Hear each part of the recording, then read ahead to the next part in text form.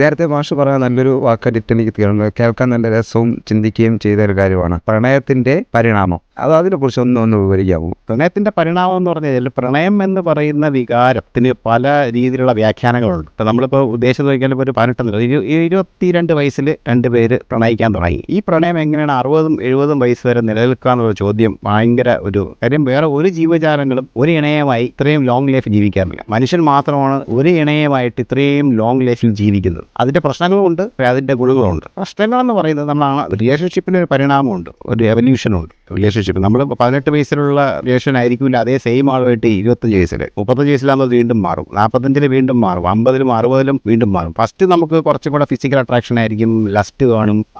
അതേ ഒരു ഇൻറ്റൻസിറ്റി ഒന്നും നമുക്ക് 50-60 വയസ്സിൽ എക്സ്പെക്ട് ചെയ്യാൻ പറ്റില്ല.